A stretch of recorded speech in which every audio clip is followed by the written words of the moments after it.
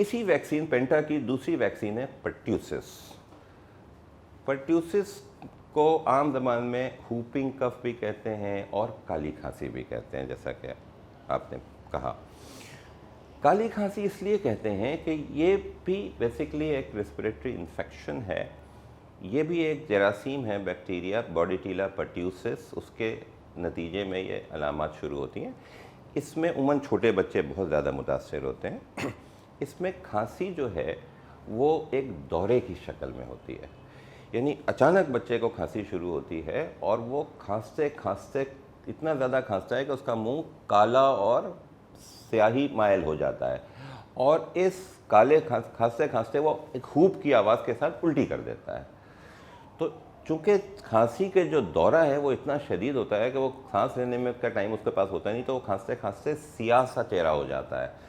तो आम लोगों ने इसको काली खांसी का नाम दे दिया, इसीलिए इसे हुपिंग कफ भी कहते हैं। ये भी बहुत तकलीफ़देह, बहुत शदीद तकलीफ़देह बीमारी है।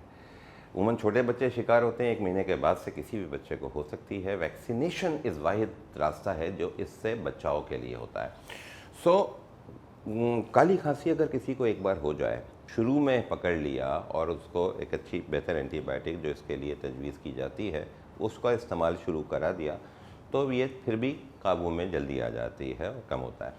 वरना ये खांसी बहुत तवील अरसे चलती है और इतना ज़्यादा दौरा होता है खांसी के, खांसते खांसते आँख के अंदर हेमरेजेस हो जाते हैं, जो फेफड़े होते हैं उसके ब्लब्स रप्चर हो जाते हैं, शदीद नमूनिया हो सकता है और बच्चा मर सकता है।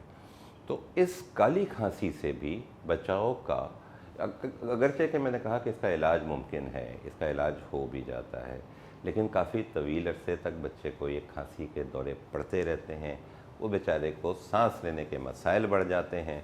तो इसके लिए भी ज़रूरी है कि आप ये जो पेंटा लगवाएंगे तो एक तो वैक्सीन कवर हो जाएगी खुन्नाक की, जो बहुत ख़तरनाक थी, ये बताया था जानलेवा साबित होती है।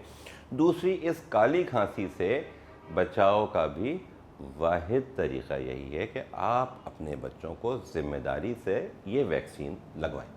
तीसरी वैक्सीन इस पेंटा में है, वो है टेटनस। टेटनस से उमूमन तौर पे लोग सभी वाकिफ़ हैं। आपने देखा होगा अक्सर व बेशतर अगर किसी बच्चे को या बड़े को चोट लग गई, रगड़ लग गई या किसी सरिया से चुभ गया या कट गया, तो लोग भागते हैं साहब टेटनस से बचाव का टीका लगना है। टेटनस की जो बेसिकली ये भी एक ख़तरनाक जो है वो जरासीम है, क्लॉस्ट्रीडियम टेटनस, उसके ज़रिए होता है। ये जो जरासीम है सॉइल पे, मिट्टी में और यूटेंसिल्स में पाया जाता है। हमारे यहाँ ज़्यादातर जो टेटनस है वो नौज़ायदा बच्चों में हो रहा है। उन नौज़ायदा बच्चों में देखें, हमारे यहाँ बहुत सारी डिलीवरीज़ घरों पर होती है या दाइयों के ज़रिए डिलीवरीज़ करा रहे होते हैं। तो इस डिलीवरी में जो बच्चे की नाड़ होती है उसको काटने के लिए जो औज़ार इस्तेमाल हो जाते हैं, अक्सर व बेशतर वो कोई यूज़ किया हुआ ब्लेड से काट देते हैं, किसी यूज़ की हुई कैंची से काट देते हैं। तो ये इन चीज़ों से अगर आप इसको काटेंगे तो उसमें टेटनस के जरासीम जो हैं उस नाड़ के ज़रिए बच्चे के जिस्म में चले जाते हैं और उसे टेटनस की अलामात नमूदार हो जाती हैं। तो मिट्टी में ये शामिल होता है तो वो चला जाएगा अंदर और जिस्म में चला गया तो अपनी अलामात ज़ाहिर करेगा। इसकी अलामात क्या होती है? बच्चे को झटके लगने लगते हैं, ये जो जॉ है ये लॉक हो जाता है, मुंह नहीं खोल सकता, पूरा मुंह नहीं खुलेगा, थोड़ा सा बिल्कुल बेचारे का मुंह खुलेगा, झटके लग रहे होंगे, पूरी बॉडी स्टिफ हो जाएगी। इसको हम कहते हैं कि वन पीस बॉडी, यानी अगर पेन को या किसी छोटी सी लकड़ी के टुकड़े को हाथ पे लें तो वो स्ट्रेट रहता है। आम तौर पे बच्चे को अगर आप लें तो बच्चा लिम्प, उसके पाँव यूँ झूल जाएंगे, सर पीछे की तरफ चला जाएगा, लेकिन इसमें अगर आप बच्चे को कमर से पकड़ करके ऊपर उठा लें तो बिल्कुल उसी लकड़ी की तरह से स्ट्रेट हो जाएगा, ये वन पीस बॉडी में हो जाएगा। बहुत ख़तरनाक होता साबित होता है, इंतहाई शदीद जो है हमला इसका जानलेवा साबित होता है।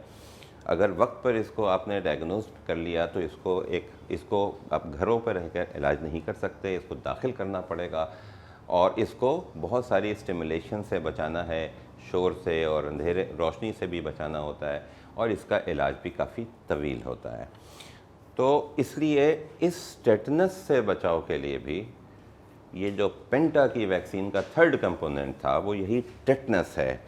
तो ये टेटनस के बचाव के लिए भी बहुत ज़रूरी है कि आप इससे वैक्सीन लगवाएं। अच्छा, ये यूजुअली पेंटा तो अब मैंने पहले बताया कि पहली डोज जो लगती है वो 1.5 महीने या 6 वीक पे लगती है, फिर सेकंड डोज इसकी 1 महीने के बाद फिर लगाती है, और तीसरी डोज उसके 1 महीने के बाद, यानी 1.5 महीने, 2.5 महीने और 3.5 महीने पे तो नॉर्मल रूटीन इम्यूनाइजेशन में हम टेटनस से बचाव की वैक्सीन जो है पेंटा के थ्रू लगा देते हैं। लेकिन अब बच्चा बड़ा हो गया, 5 साल का है, 7 साल का है, 10 साल का है, 12 साल का है, खेलते हुए गिर गया है, चोट लग गई है, जख्म आ गया है। अब अगर तो उसको पहले ये टेटनस की ये जो वैक्सीन थी पेंटा वाली ये सारी लगी हुई है, तो फिर तो 72 आवर तक भी उसको आप टेटनस से बचाव वाला वैक्सीन लगा लेंगे तो बेहतर होगा। लेकिन अगर उसे ये वैक्सीन्स नहीं लगी हैं और वो पहले सारा मिसिंग है और उसको कोई चोट लगी है, तो फिर 24 घंटे के अंदर अंदर ये वैक्सीन लगवानी होगी, ये बहुत ज़रूरी है। एक और मिसकॉन्सेप्ट ये है कि लोग कहते हैं यार छोटा सा स्क्रैच है, बहुत मामूली सा ज़ख्म है, तो इसमें तो ऐसी ज़रूरत नहीं है, बड़ा हो तो। नहीं, ऐसा नहीं है, ये मामूली से स्क्रैच से भी हो सकता है। सो पेंटा की तीसरी वैक्सीन थी टेटनस से बचाव की। अगेन खुन्नाक से बचाव की वैक्सीन थी, काली खांसी से बचाव की वैक्सीन थी, और टेटनस की वैक्सीन। अब एक इंजेक्शन जा रहा है और आपका बच्चा 3 इंतहाई मूजी मर्ज से इसी एक वैक्सीन के ज़रिए बच रहा है। तो ये तो जो हम अभी तक जो गुफ्तगू कर रहे थे वो हमने BCG पेंटा की 3 वैक्सीन हम डिस्कस कर चुके हैं। चूँकि हमारा प्रोग्राम का वक्त बड़ा महदूद होता है, तो ये प्रोग्राम इस वक्त हम यहाँ ख़त्म कर रहे हैं, लेकिन इससे रिलेटेड गुफ्तगू बकिया दूसरी वैक्सीन की नेक्स्ट सेशन में आपके साथ होगी। उम्मीद है कि आप हमारे साथ रहेंगे, हमें सब्सक्राइब भी करेंगे, और मुझे यकीन है कि ये सारी मालूमात आप तक जो हम पहुँचा रहे हैं, इसे ये आपके लिए फ़ायदेमंद साबित होगी। बहुत शुक्रिया।